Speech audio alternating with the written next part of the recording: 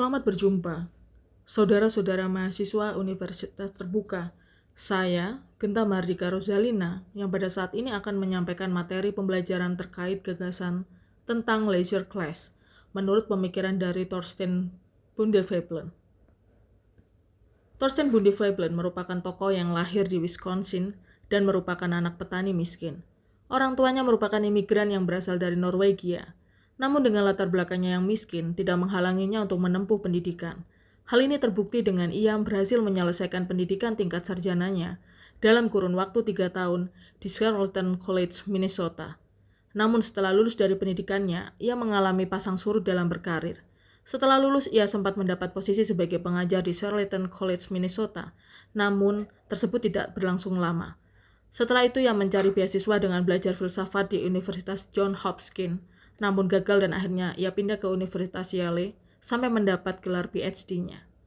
Veblen lalu menulis buku pertamanya yaitu The Theory of the Leisure Class yang paling terkenal pada tahun 1899. Ia mulai mendapatkan banyak perhatian dan berdampak pada dipromosikannya ia sebagai asisten profesor. Namun posisi itu juga tidak lama.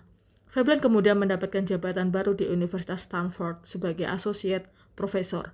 Tak lama setelah itu ia mengundurkan diri. Veblen pindah ke Washington dan bekerja untuk menganalisis perjanjian-perjanjian damai untuk Perang Dunia I yang ditugaskan oleh Presiden Woodrow Wilson.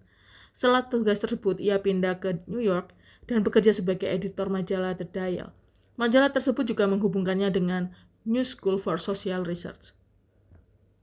Saudara-saudara mahasiswa, itulah konteks sosial dan intelektual dari Thorstein Bundeveblen. Setelah kita mengetahui dan mempelajari, selanjutnya kita akan masuk dalam teori yang dikemukakan yaitu teori leisure class.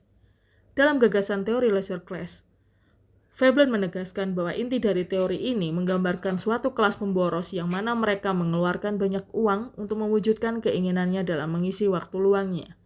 Menurut Veblen, mereka hanya dirangsang oleh predatory instinct, dan hal yang menjadi identik pada kelas masyarakat ini adalah pemborosan. Maka leisure class bisa diartikan sebagai kelas pemboros. Hal tersebut tentunya sebagai akibat karena mereka mengeluarkan uang, serta membuang waktu dan menikmati gengsi, serta status kelas sosialnya yang tinggi. Leisure atau waktu luang merupakan berbagai aktivitas dan berbagai sarana yang dipilih secara bebas untuk mencapai kesenangan ataupun kepuasan pribadi. Dalam teori ini, Veblen menyebutkan bahwasannya tujuan dari sebuah konsumsi adalah untuk pamer kepada orang lain. Maka dari itu ia menyebutnya konsumsi yang mencolok. Teori leisure class ini juga dikenal karena model historisnya tentang perubahan conspicuous leisure atau pemborosan waktu ke conspicuous consumption, pemborosan uang. Veblen menggambarkan bahwa masyarakat industri modern berkembang dari masyarakat suku barbar yang menampilkan rekreasi. Kelas rekreasi kemudian terdiri dari orang yang tidak bekerja dalam pekerjaan manual dan pekerjaan produktif secara ekonomi. Maka bisa disimpulkan bahwa konsumsi yang ada di kelas rekreasi tidak banyak berhubungan dengan kenyamanan melainkan dengan penghargaan sosial dari masyarakat. Saudara-saudara, mahasiswa, itulah gagasan teori leisure class dari Thorstein Bundeveblen. Sekian materi pada pertemuan ini.